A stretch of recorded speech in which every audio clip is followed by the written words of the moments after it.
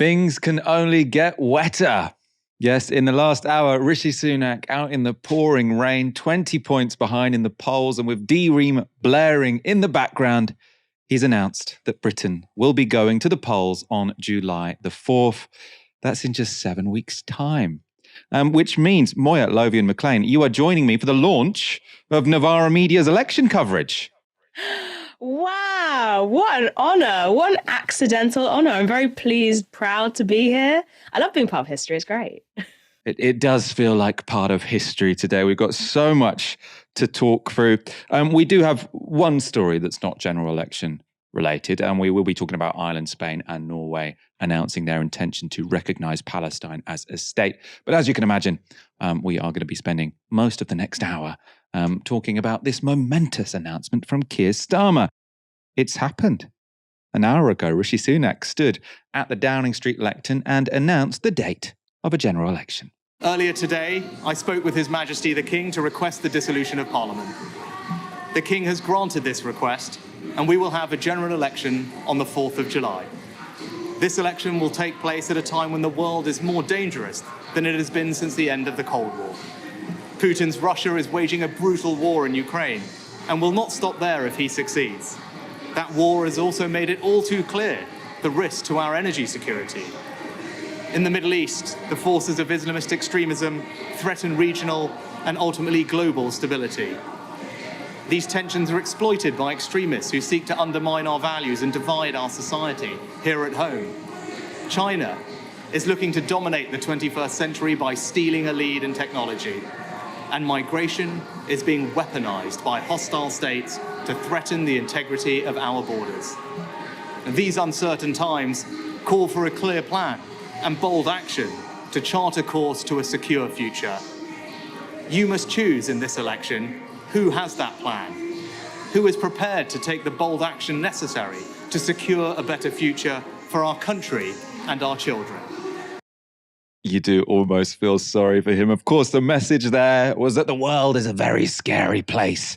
And however poor or miserable you might feel, however much you might hate me, now is not the time for change because there's scary things around. Now, of course, everyone watching at home could only really focus on D-Ream playing in the background. Things can only get better. It was the sort of campaign song of Labour in 1997. Back then, again, sort of played to recognise that Britain kind of was in the shit at that time. You know, people really did want to change. They do want to change again. And then just getting increasingly soaked, right? It just seemed very unprofessional. It seemed depressing, right? I suppose maybe he is going for the sympathy vote. Maybe this was all planned. They decided, you know, the best hope you've got is for people to feel sorry for you. So maybe we could get you to announce the election standing in the pouring rain with no umbrella. What a trooper. Let's go to a bit more of that speech. You'll see him get wetter and wetter as it goes on. And here he set out his attack lines against Keir Starmer. On the 5th of July, either Keir Starmer or I will be Prime Minister. He has shown time and time again that he will take the easy way out and do anything to get power. If he was happy to abandon all the promises he made to become Labour leader once he got the job, how can you know that he won't do exactly the same thing if he were to become Prime Minister? If you don't have the conviction to stick to anything you say, if you don't have the courage to tell people what you want to do, and if you don't have a plan, how can you possibly be trusted to lead our country, especially at this most uncertain of times? Over the next few weeks, I will fight for every vote. I will earn your trust. And I will prove to you that only a Conservative government led by me will not put our hard-earned economic stability at risk, can restore pride and confidence in our country, and with a clear plan and bold action, will deliver a secure future for you, your family, and our United Kingdom.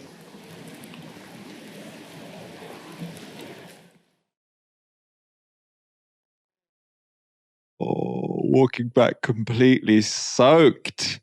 Moya, I mean, I've been distracted by him getting soaked by that song playing in the background, by the whole thing just seeming so depressing as a way to launch a general election. But there is, there's a big issue here today, which is that a general election has been called.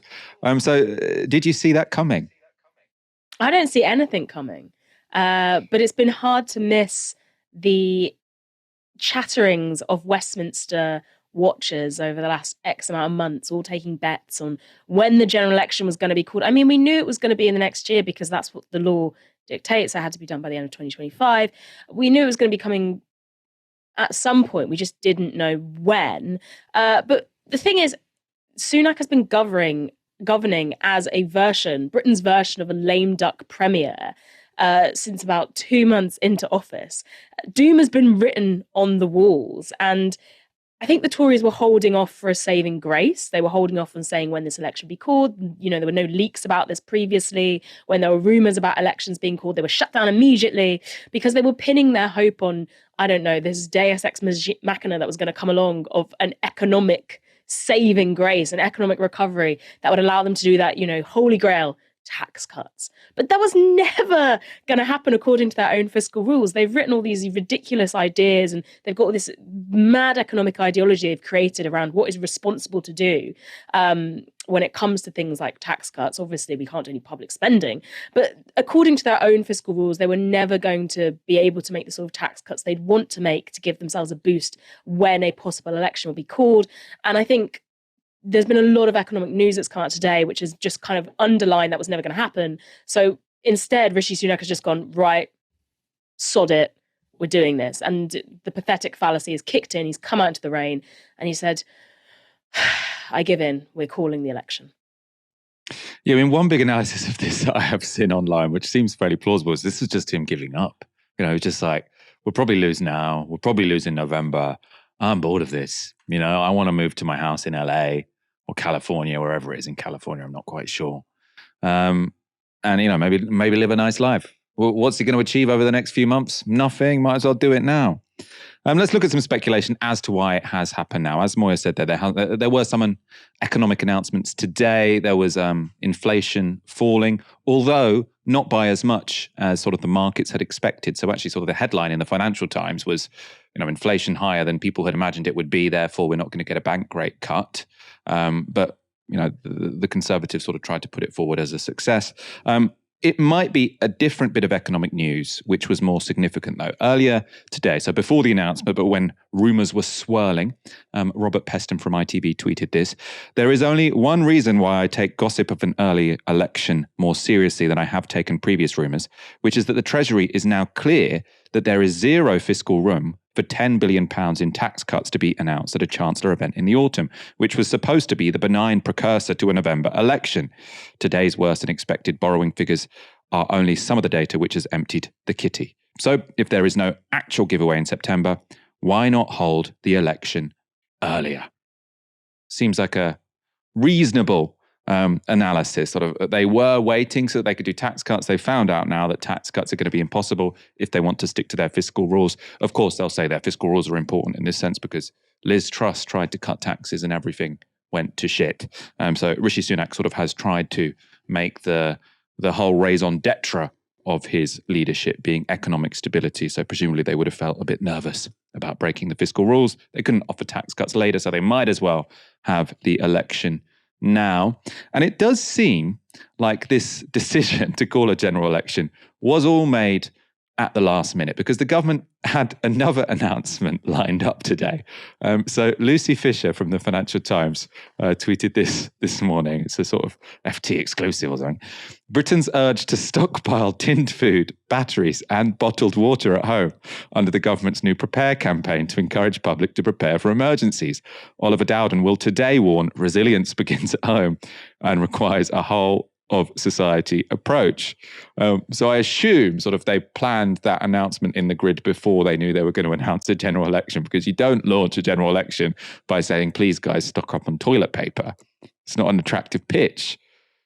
The apocalyptic pitch, though, was sort of in line with the mood among Tory MPs today. So according to Nick Watt from Newsnight. This is what they were saying. So Nick Watt says, a Tory rebel source tells me letters are going in calling for a no confidence vote in Rishi Sunak after reports of an imminent general election announcement. Another Tory source, panic in the tea room. No one was expecting this. Everyone mortified, the source told me. And then he also said, this echoes what a leading Tory Brexiteer told me, as I posted earlier, that an election now would be madness. Why go when Conservatives are 20 points behind in the polls? Goes the thinking. Moya, I wonder if we will ever get sort of absolute confirmation of this, or if we'll always be speculating as to whether this was a last-minute decision. Was it actually the case that they knew they were going to make this announcement weeks ago, but they've been keeping it under wraps? Or do you think that sort of they got this information from the Treasury or something else came up and they were like, no, let's do it. They made the decision in the last 24 hours. I think everything during Rishi Sunak's era, his tenure in the top job has been pretty last minute. So I think we can assume this is also last minute. Ditto Liz Truss and the tail end of Boris Johnson's period in office, because even since Brexit, major legislation from the Tories has just been rushed through on the fly. And after Boris Johnson's fall from grace, you got this acute sense of a Tory awareness that they were circling the drain, that the doomsday clock was ticking. They couldn't hold on for mostly infighting and personal reasons. The most popular leader they had, who'd managed to bring about this unlikely coalition, he'd got this massive majority. And then due to his own inalienable failings, he had to go. And there was no one waiting in the wings to take over. The party was fractured. That coalition could no longer be held together because they didn't have, this silver-tongued con man who could promise anything to anyone, and everyone would sort of believe, okay, it's Boris's charisma, he can get it through. Instead, you had Liz Truss, you had Rishi Sunak, who tried to shore up their leadership by these really quick turnarounds, pieces of policy and pieces of legislation. Everything from the mini budget to the Safety of Rwanda bill. It's all this stuff that's just done on the fly and rushed through. There's no long-term thinking. You can see that as well with the cancellation of massive infrastructure projects. Short-termism has really rotted the brains of politicians in this country for the last 10 years, really like a terminal illness. And I think this is last minute because the circling the drains got tighter and tighter. They've run out of leaders. They've run out of ideas, but they always were just running by week to week. There was always this hope that they would be like, okay, we'll put this out. We'll do this. We're going to pledge again, more pledges, throw more pledges at the wall. Maybe one will somehow stick. But the internal functioning of the Tories as this cohesive, competent unit, for better or worse, is completely broken down. So even if they had planned this, Rishi Sunak had said, maybe a week earlier we'll do this next week, that wouldn't have even got through to the rest of the party or the people that matter, because they're not functioning the way that the Tories used to, which is this tight Roman legion-esque, all together, shields up, we're a united front. They have broken down into these squabbling factions, the last days of Rome. It's very actually, I might be getting my republics and my emperors mixed up here, but it's definitely stab in the back season. Everyone's out for themselves. People are jumping over to the Labour benches left, right and centre, or saying we're not going to stand the next election. And so the news wouldn't even filter through, even if it had been made. But yeah, it was last minute, because I do think it was the last vestiges of resistance and maybe the last delusion of the delusions Rishi Sunak held in himself, both as a leader and that somehow that something would come to save him, left his body today. Early this morning, they left his body, and that's why we saw him come out and make this announcement. And none of the rest of the Tories would know. I wish I had enough knowledge about ancient Rome to either sort of confirm or suggest that your analogy, was correct or not, but I've got no idea. So I'm just going to have to take that. If anyone in the audience, when are you supposed to say the last days? Was it the last days of the Roman Republic or the last days of the Roman Empire? Maybe I should. The Roman Empire. Go on, Moya. Sorry. Fell. Why am I giving a history lesson on something I don't know about? Let the chat take it. No. I want you at least finish this sentence now. Now okay, you've started, you must finish. Yo, very mastermind. So you had obviously the Roman Republic, and then you had the Roman Empire, but the Republic, I think, came after it went in and out a lot, but there was the reason that they killed Caesar was the Republic. The Republic killed Caesar because they thought he was getting too powerful. He declared himself emperor, and then Augustus came and avenged Caesar, took over, and it became an empire again. And then I think it went into a whole maelstrom of several bad emperors, and then you got sort of the fall of Rome due to the splitting up of different regions. It wasn't the barbarians at the gate. That is an ethno-nationalist myth by Edward Gibbon, but we won't get onto that. It was the Republic, then the Empire, then the collapse. That's all I know, really. Let's look at some polls. You're going to be looking at a lot of polls over the next 7 weeks, so you might as well get used to it. The one thing we can tell you, Rishi Sunak has an uphill battle ahead of him. So this is the latest poll from YouGov. It has Labour on 47% and the Conservatives on just 20%. That's 27 points. That is a huge gap. You can see that opened up really in late 2022 after Liz Truss's mini budget. It's never really recovered. Rishi Sunak was always waiting for something to come up. It didn't come up. More detailed polling questions don't provide much respite for Sunak. So these are the satisfaction ratings for him and Starmer in the latest Ipsos poll. So Rishi Sunak, very unpopular. 17% of the public are satisfied with him and 72% are dissatisfied. Now, I don't think that speech out in the pouring rain, I suppose, as I said, maybe it will get him some sympathy, support, if anyone's going to be satisfied that he did the whole speech with no umbrella. Could that get it up to 18? I'm not sure. Keir Starmer, as you can see, not especially popular. On 32% say they're satisfied, 50% aren't. But obviously a general election is a competition between two candidates. Right, it's not a popularity contest versus the rest of the public. You're either voting for Rishi Sunak or Keir Starmer, and therefore it's unsurprising that the public do seem to prefer Keir Starmer over Rishi Sunak when it comes to who they want as Prime Minister. So asked that question, Keir Starmer gets 35% of respondents saying he would make the best Prime Minister. Rishi Sunak only 19. As you can see, that's fairly stable. He's been ahead of Rishi Sunak. In fact, actually, since Rishi Sunak became Tory leader, because that big steep drop there, that's Liz Truss, when she had only about 13% of the public thinking she would make the best Prime Minister. Now, you might be thinking, perhaps this is all being a bit too personalistic, right? Perhaps when push comes to shove, the public will look beyond individual party leaders and instead focus on the issues at hand. Again, though, it's only bad news for the Conservatives. Now, this is probably the most remarkable of sort of the polling that one can look at when it comes to the parties at the moment. So on the NHS, Labour beat the Tories by 41 to 10. So 41% of people say Labour would be best at dealing with the NHS. Only 10% say the Conservatives. On housing, Labour way ahead. On education, Labour way ahead. On unemployment, Labour way ahead. These are all things, by the way, that Labour would normally be ahead on. So Labour normally wins on NHS, housing, education, unemployment. But things such as taxation and the economy, they're normally sort of the Conservatives' favoured terrain. But as you can see, people now trust Labour more on taxation than they trust the Tories. They trust Labour more on the economy than they trust the Tories. They trust Labour more on law and order than they trust the Tories. They trust Labour even more on immigration than they trust the Tories. It is worth saying, especially when it comes to economy, law and order, immigration, these are quite low anyway. But still, Labour beating the Conservatives, which is what matters. It's only on defence where the Conservatives squeak a win. 22% of people say the Conservatives would be better at handling that than the Labour Party. 20% say Labour, so it's only a 2% difference, right? Not huge. Of course, not all issues are valued the same. So if the public prioritise defence above literally everything else, right, perhaps the Tories might have a chance because they're 2 points ahead on that issue. The problem for Rishi Sunak, they don't, right? So this is the latest polling from Ipsos.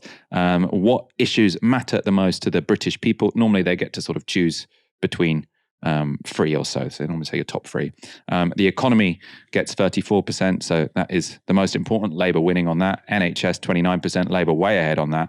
Inflation and prices, which, if we're talking about the economy in the previous one, Labour presumably ahead on that. Immigration, Labour ahead. Housing, Labour ahead. Poverty, Labour ahead.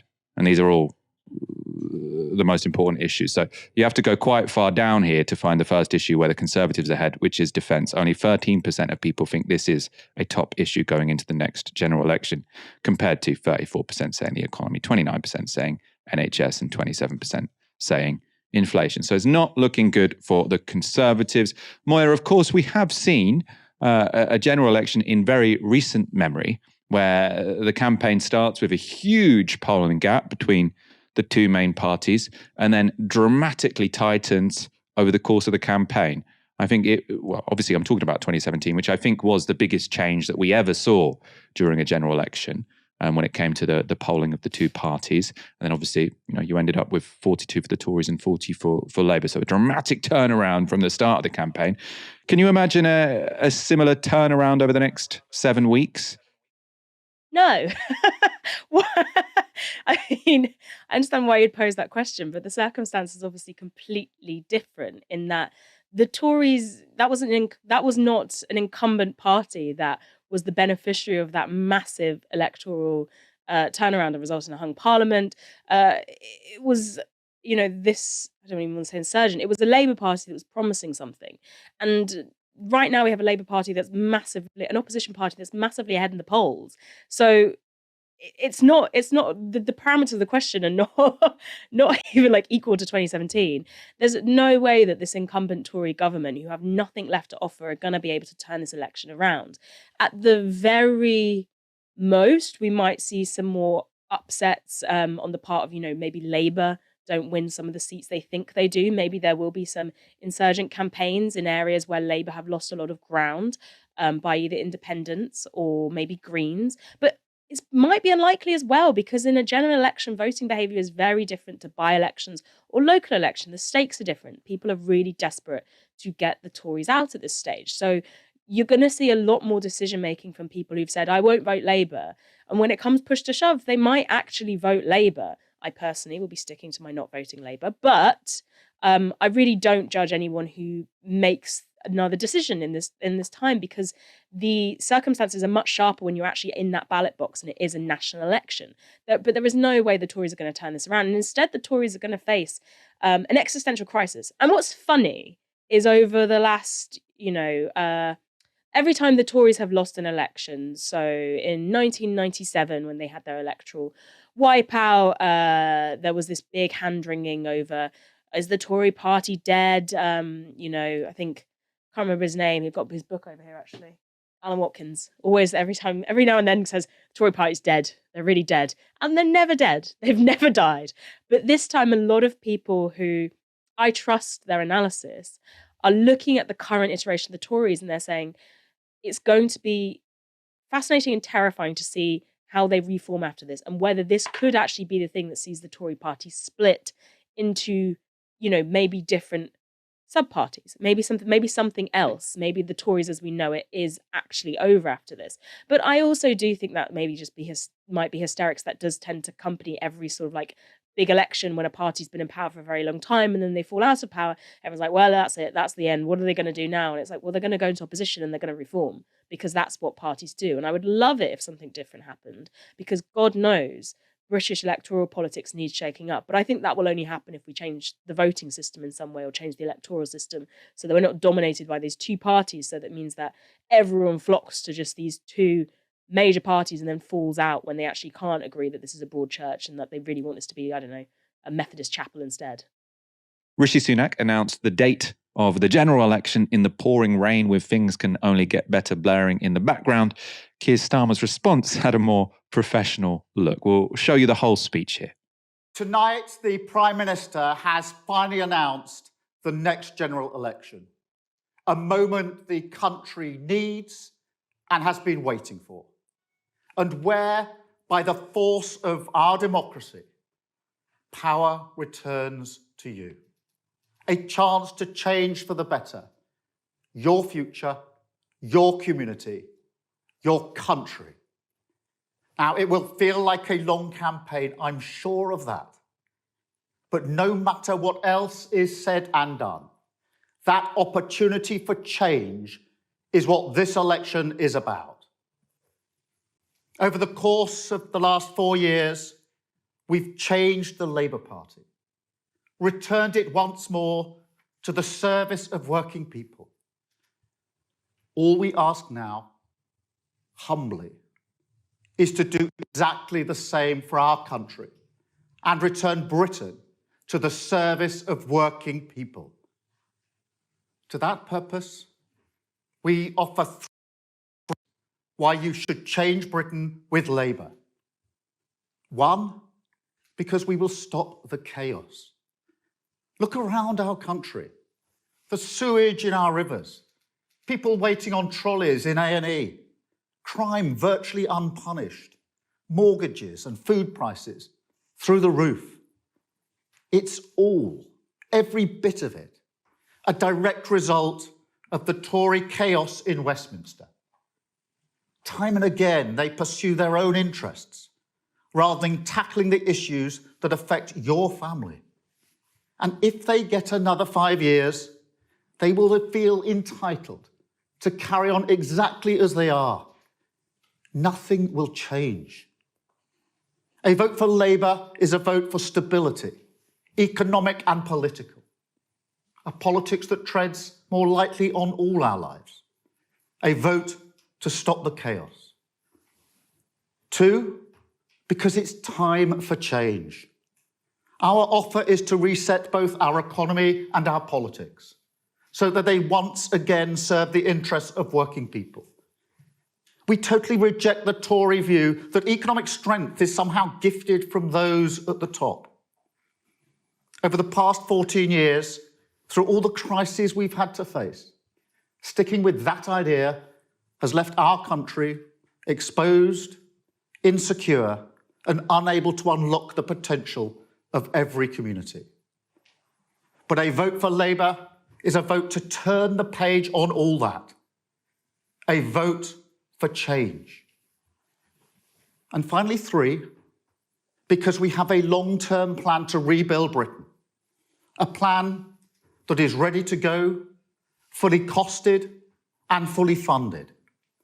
We can deliver economic stability, cut the NHS waiting times, secure our borders with a new border security command, harness great British energy to cut your bills for good, tackle antisocial behaviour, and get the teachers we need in your children's classroom. But most importantly of all, we do all this with a new spirit of service. Country first, party second. A rejection of the gesture politics you will see in this campaign, I have no doubt, from the Tories and the SNP. I'm well aware of the cynicism people hold towards politicians at the moment. But I came into politics late, having served our country as leader of the Crown Prosecution Service. And I helped the police service in Northern Ireland to gain the consent of all communities.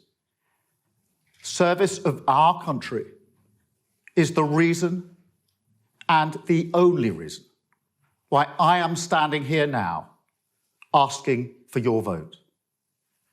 And I believe with patience, determination, and that commitment to service, there is so much pride and potential we can unlock across our country. So here it is, the future of the country in your hands. On the 4th of July, you have the choice. And together, we can stop the chaos, we can turn the page, we can start to rebuild Britain and change our country. Thank you. So Keir Starmer's people are going to be very happy with how this evening has gone. You had Rishi Sunak out in the pouring rain giving a kind of depressing speech. Keir Starmer standing sort of in front of 2 Union Jacks in a wood-panelled room and sounding very in control. So he's saying his pitch, Labour will stop the chaos, make politics tread light again. So he's sort of saying we're not going to be overdramatic. You don't have to be interested in politics if Labour are in power. You can kind of forget it. We'll sort it out so you can get on with your life. They're saying we'll bring about change. He sort of made some sort of some points about a more equal economy, saying we don't believe in trickle down, essentially. He's saying we've got a long-term plan. We'll deliver economic stability. Basically, we're safe. We're non-scary. You can trust us. And we might do some nice things around the edges. A line I quite liked is him saying, I got into politics late, which I think is smart, right? Because people don't really like politicians. People are mistrustful of people who spent their whole life sort of trying to work in Westminster to get political power. And so he's saying, actually, I had a job with lots of responsibility, but I wasn't a politician, which, I don't think people will dislike. I suppose turning around the whole I'm a North London lawyer thing, which interestingly we didn't hear from Rishi Sunak's speech when he was sort of attacking Starmer. That one seems to, they don't seem to think that has that much traction. Moya, what did you think of that pitch from the Labour Party. They clearly have been sort of planning what their election pitch will be for a while. So I doubt that was just sort of scribbled down this morning. Well, no, they've been campaigning for the last, since 2020, since Starmer got into power. What I thought was funny was the Union Jacks, and they looked from Tories to Labour and from the Labour to the Tories, but already it was impossible to tell which was which. Came to my mind. It is very funny how much Starmer talks about this idea of gesture politics, and then proceeds to engage in it. This is what is disappointing about this iteration of the Labour Party, in that I don't know whether it is just they are so short-sighted, or whether it's like this deliberate talking out the both sides of their mouth. But it's this constant reference to, we don't do gesture politics, we don't do spectacle politics. And then immediately preceding or after having done that very same gesture politics, he was talking about these so-called infrastructure projects that they're going to be building, and the spectacle of infrastructure has been dangled in front of us by successive leaders, Boris Johnson, less Liz Truss, as she didn't have a chance and she didn't care about anything but tanks, and Rishi Sunak, we're going to do this, we're going to build this, we're going to redo the NHS, here are our pledges, pledge, and then nothing ever happens. Occasionally they'll turn up to the opening of a free port or something like that, and it's because there's no real money allocated to these infrastructure projects. And Starmer is doing the same thing, because he's talking about, we're going to build Great British Railways, or we're going to, reinvest in the NHS. But if you look at the costings that they have done, the fully costed manifesto, there isn't really money for that. That is of the scale it would take to actually rebuild that infrastructure for people so that it works. Instead, the infrastructure is still geared around this idea of moving the capital from Britain to foreign interests. So, like, for example, our railway stock. So we've talked about Great British Railways before, this big new Labour pledge. It sounds amazing. We're going to renationalise the railways. Great, but you're not going to renationalise the actual carriages, the rolling stock, which are owned by often foreign companies and leased back to operators, rail operators in the UK, which cost millions of pounds. That's why your ticket prices are so high. It's not just like the contracts we're giving at the franchises. It's also because we are literally having to rent back the very train carriages you're riding on. And those dividends are either going to shareholders, or they're going back into subsidising the railways of places like France and Italy. So when he talks about we're not doing gesture politics, well, you're literally doing what I call gesture politics. You're gesturing at something, but you're not actually getting to the granular detail of what it would take to make it work. But it doesn't matter right now. That's the problem. Right now, that election is shored up. Labour are going to win the election. Keir Starmer is going to be Prime Minister. What it matters, though, and I think we've repeated this several times, but I'm going to say it one more time, is that if Labour fail to deliver on their pledges, and they love pledges, and I'm going to talk more about deliverology later in the show, but they love a pledge. And if Labour fail to deliver on these pledges, we're going to end up with more disappointment. And there has been 14 years of disappointment in this country, 14 years of stagnation, 14 years of decline. And if Labour cannot turn that around, there is going to be this massive gulf, and there's going to be a very rabid section of the opposition who are ready to fill it. There's going to be more schisms, maybe there will be a left insurgency from somewhere, I don't know. But we will see more of a splintering of collective ideas of good in this country, and I think more of a shrinking of what we expect from the state, and more of this scarcity mindset, and more of the aggression that you see among everyday people. And that does scare me. It does scare me, because I think when hopelessness takes over and you get the promise of something new and something fresh, and if it doesn't deliver, those disappointed and broken hopes will be very dangerous indeed for the direction of Britain. But in the meantime, Keir Starmer knows he's going to be Prime Minister, and he's probably already prepared his very boring outfit.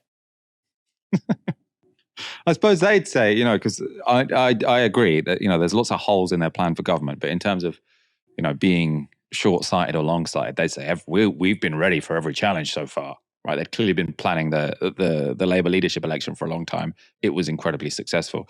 They've clearly been sort of quite single-minded in the sense of we want to get to the next general election as electable as we can be. And they're, according to YouGov, 27 points ahead in the polls. So far, they'll say we've proven ourselves. But yeah, we'll have to see if they win what they do in government, because there are some big holes in their plans. Essentially, they're saying we're going to rebuild Britain, but with no money, which doesn't make that much sense.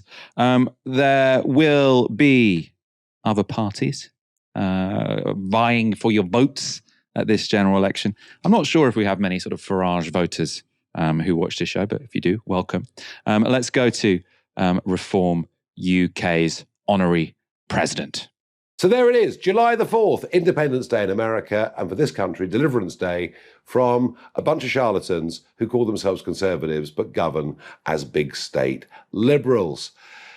I mean, look at it. Look at the images. The lack of professionalism is unbelievable. To stand there getting soaked in the rain, to read from the notes like a robot, without passion, without belief, without vim, without vigour. But it sums up 14 years of conservatism, why they are going to get wiped in this election. But what he has done, he's chosen suicide over total obliteration, because as the months go by, it'll get worse and worse and worse. No planes will go to Rwanda whatsoever.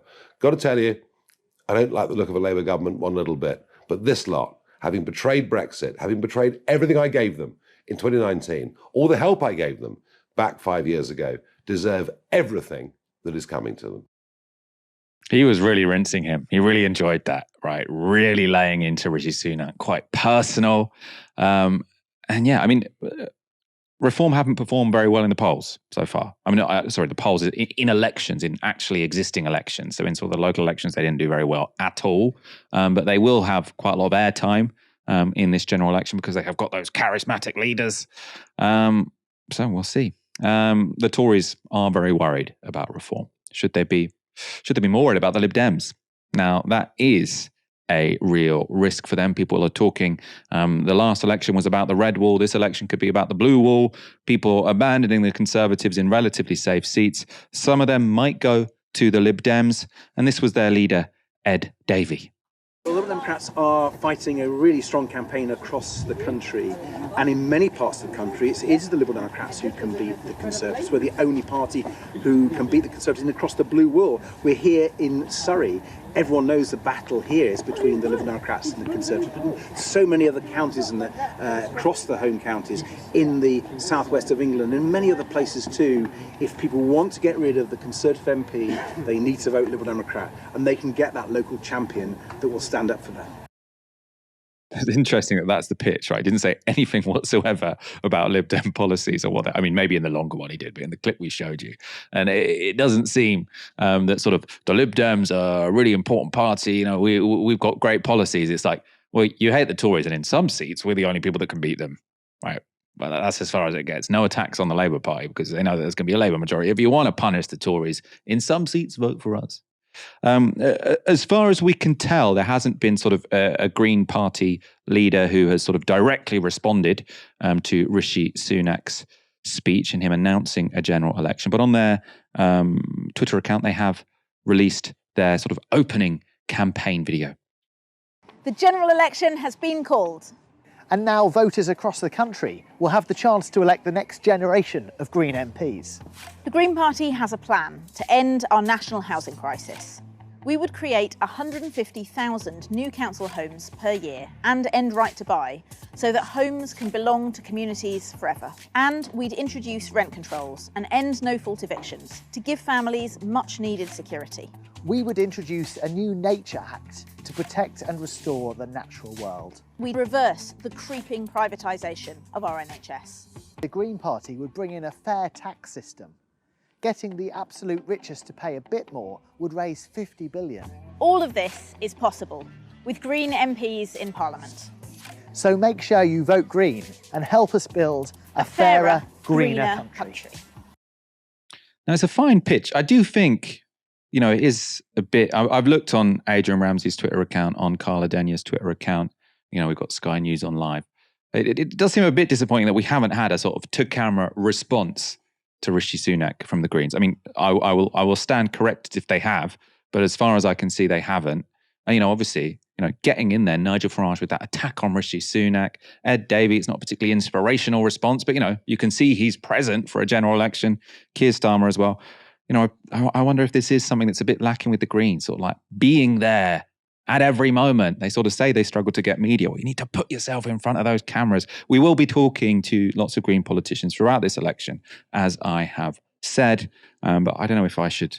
Moira, am I reading too much into the fact that, you know, I haven't seen a Green Party politician sort of directly respond to Rishi Sunak and say he looked like an idiot in the rain? You keep bopping to me while I'm checking my texts. Not even texts. By texts, I mean books, by the way, not even phone tax. Are you making too much of the fact you haven't seen a really charismatic politician, Green or otherwise, on your radar? Well, it depends what you think the country's going to vote for, Michael. Do you think people are in a place where they will only be convinced by, the charismatic Boris Johnson-esque figures still? Do you think that the snake oil salesmen are the people who are going to come through? I think there are maybe good arguments that we've seen in local elections, by-elections, that would suggest when you get a charismatic politician who seems to be saying all the right stuff, then people will opt for them. But there are also counter-arguments where we've seen local politicians who don't have the same sort of like Westminster oily sheen, who've made real inroads in competitions. But like I said earlier, general elections are different.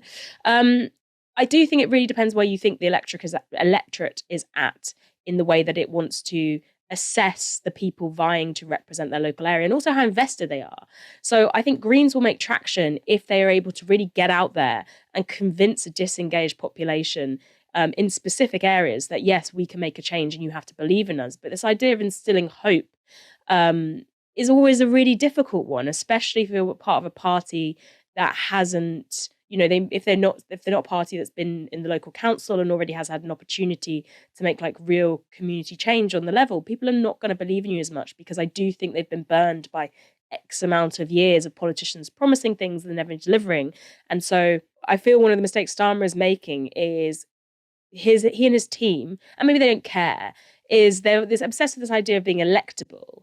And there's a reason that they're like his personal popularity is low compared to, I don't know, the personal popularity of some of the leaders past, whose names I won't mention, so I don't get into mired in arguments there. But he hasn't built up, and Labour hasn't built up, these community-based roots where they really have shown they can make a difference. And, in certain areas, there's been Labour councils instilled for ages that people actively want out because they don't think they've made a difference. The local elections went well for them, and really well for them. But like, there were spaces where people were like, this is strange, you should be dominating even more than you shouldn't. It's because they haven't made that extra effort to really embed themselves in community. It's all about, vote for us to get the Tories out. And I don't know whether it will be, in the end, a vote to get Tories out that turns out as much as they expect. I think the massive majority, but I think it will also be won mostly by people staying home. And what you really need to harness is that feeling where you get people behind you rather than relying on the opposite party to have people staying back or falling back from supporting them. And in answer to your main question was, why haven't I seen Greens there? Whether Greens do well or not will depend on whether in the local areas they target, they can actually do that, get out in the community and really show that they can make a difference, but they're facing an uphill battle there. So we'll see.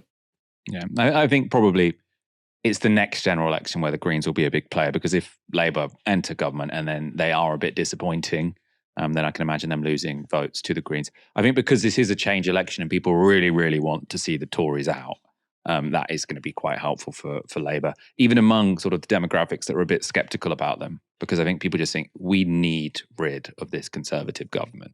3 EU countries have announced their intention to recognise Palestine as a state. In a coordinated announcement, the leaders of Norway, Ireland and Spain addressed their respective countries and the world media this morning. The government has decided that Norway will recognise the state of Palestine. Norway's recognition will come into force on the 28th of May. Norway will regard Palestine as an independent state with all the rights and duties that this entails. This is an historic and important day for Ireland and for Palestine. On the 21st of January 1919, Ireland asked the world to recognise our right to be an independent state. Our message to the free nations of the world was a plea for international recognition of our independence, emphasising our distinct national identity, our historical struggle, and our right to self-determination and justice. Today, we use the same language to support the recognition of Palestine as a state. After having reached a consensus between the two parties that make up the Progressive Coalition government, and echoing the majority feeling of the Spanish people, next Tuesday, 28th of May, Spain will approve in its Council of Ministers the recognition of the State of Palestine.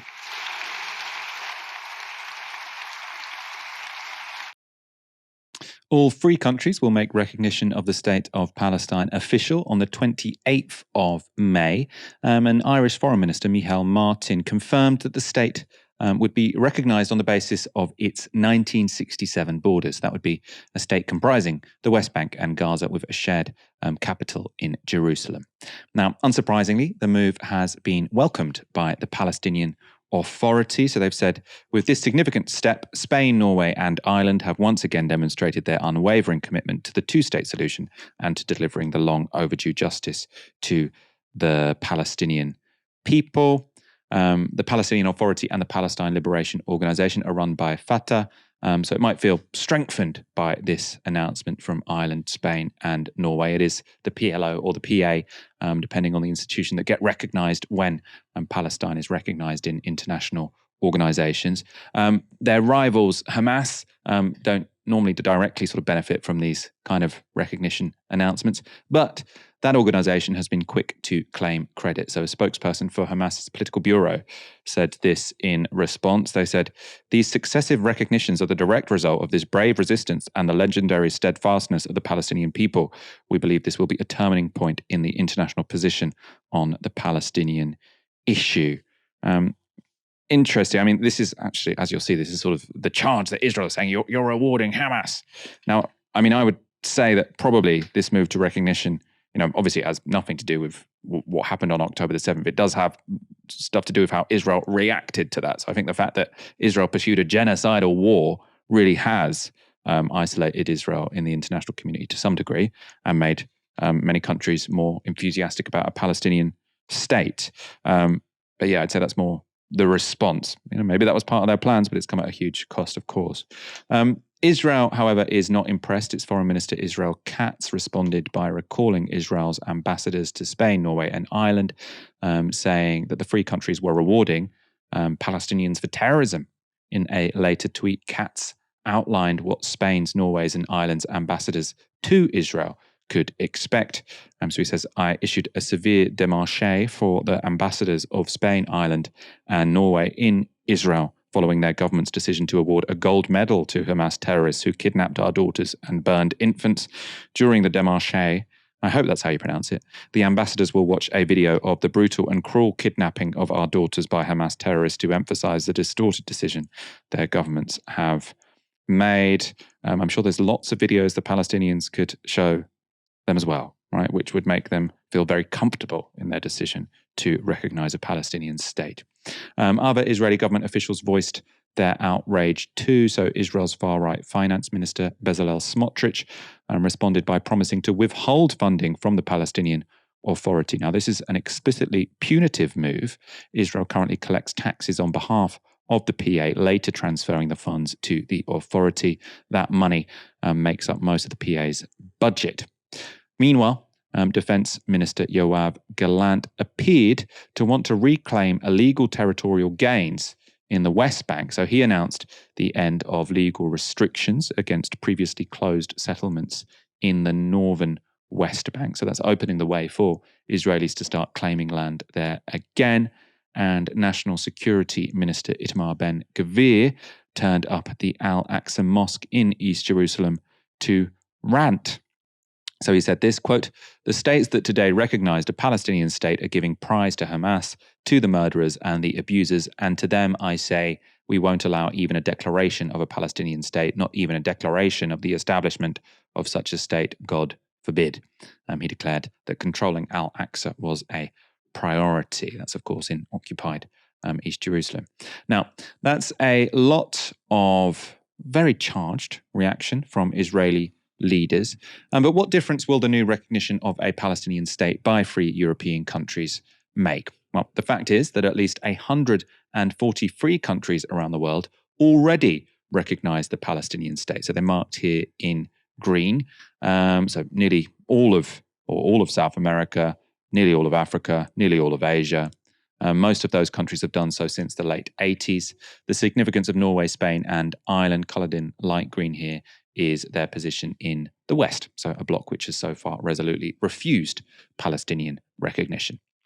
The move, though, comes politically at a difficult time for Israel as the country slides towards pariah status. It's now appeared twice before the International Court of Justice on accusations of committing genocide in Gaza, and the prosecutor of the International Criminal Court is seeking personal arrest warrants on war crimes charges for Prime Minister Benjamin Netanyahu and Defense Secretary Yoav Gallant. Now, other European countries are also suggesting they'll recognize Palestine soon. Malta, Belgium, and Slovenia are all considering it. But the one thing Israel can still rely on is the support of the United States. Last week, a group of Arab American representatives met with US Secretary of State Antony Blinken. Bilal Hamoud, who represents the Arab American Chamber of Commerce, attended that meeting, and he's now told US channel Breaking Points what was said when the question of Palestinian statehood came up. When the topic of statehood got brought up, we had asked for both a free and independent Palestine, a statehood, and a seat at the UN Security Council table.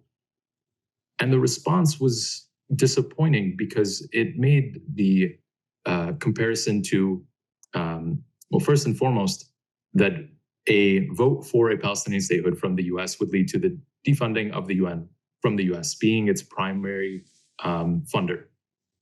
But then the example brought up was that it would be within the right of the UN to then cut programs like the World Food Program. And so the fact that the comparison was made that the world would have to go hungry just like the Gazans are, and the fact that it's US policy to starve the world if Palestinians have a free state, regardless of if that's the law or not, is indicative of something severely wrong. So Antony Blinken said, we have to oppose Palestinian statehood or else the World Food Program budget will be cut and people will starve around the world. Like, that's the Secretary of State's assessment that he's making to you guys in this meeting?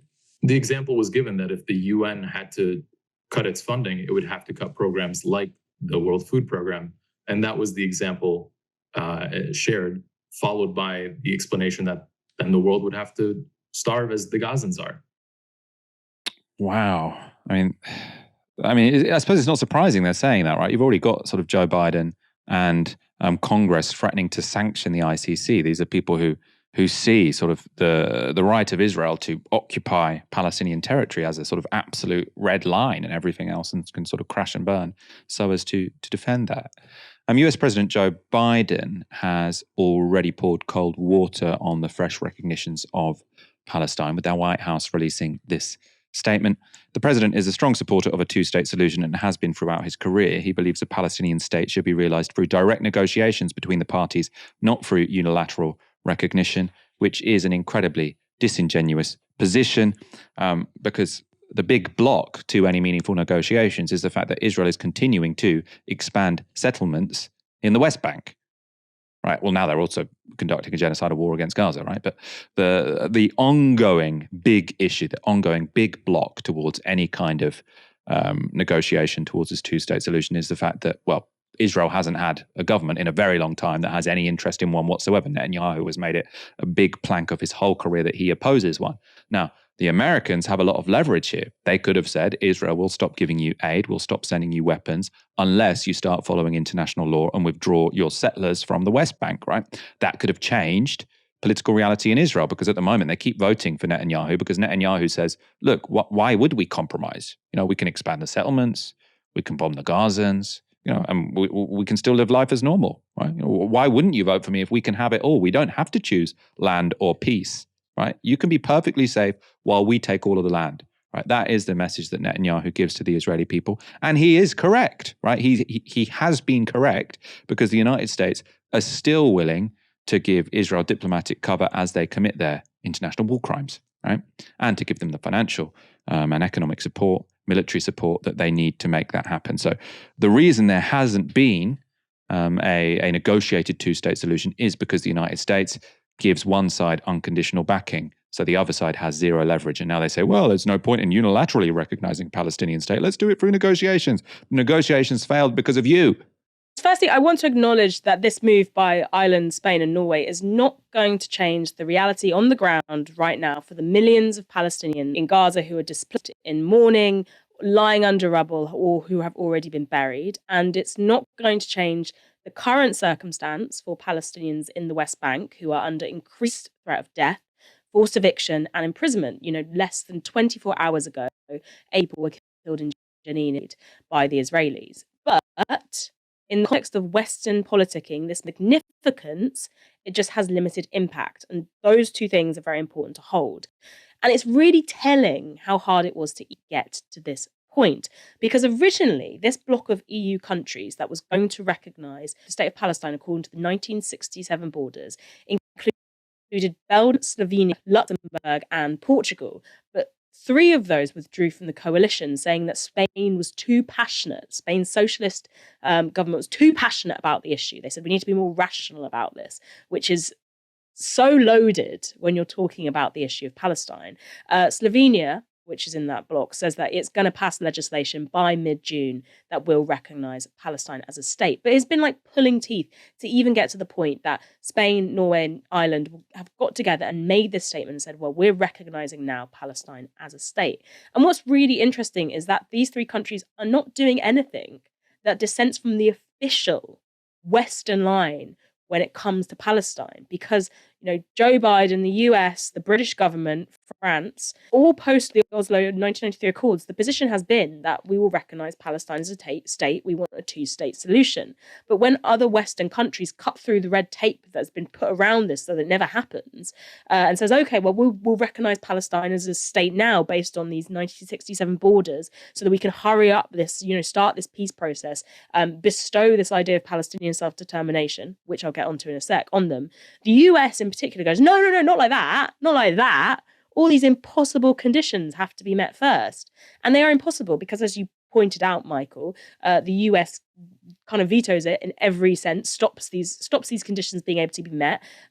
Because if Palestine can only be externally recognised as a state by other countries, if Israel itself has also recognised it, that is not going to happen for a very, very long time. And it's not going to happen at a moment when the international diplomatic pressure needs to mount Israel. It's not going to be happening at a moment when Israel is mounting a genocidal campaign on Palestinians in Gaza and trying to seize way more territory and, wipe out the idea of Palestine altogether. Israel's not going to get around the negotiating table. We've seen this with their refusal to sign a ceasefire at this moment and say, well, actually, we're just going to recognise Palestine as a state. And this exposes the fact the US is refusing to see this unilateral recognition of Palestine as legitimate. It exposes the hollowness of the rhetoric preached by the likes of the US, because they don't support a 2-state solution at all. They support a continued apartheid setup with Israel as a dominant power. That's very clear. And there are massive limitations to this recognition by Ireland, Norway, and Spain, because it is nowhere near what the maximum these countries could do. Ireland has this bill that's been put forward by Sinn Féin, which is the Occupied Territories Bill. It's been around since 2018. And under that bill, it would ban the import and sale of goods that are produced in settlements illegal under international law. And I think this is quite significant, because I think in 2019, Troca, which is a Catholic org, found that Ireland imports roughly about €1 million worth of illegal Israeli settlement goods every year. It's one of the top 10 importers of general Israeli goods. But this piece of law would ban goods just from the illegal settlements, not even the whole of Israel, and it's absolutely stuck in limbo in the Dal. So that's something that would be immediately actionable and practical. It's sanctions. It's basically sanctions on illegal Israeli settlements. And it would go way further than simply the recognition of this idea of, Palestine by the 1967 borders. But every move like this, however incremental, is a demonstration of shifting diplomatic opinion at the top level.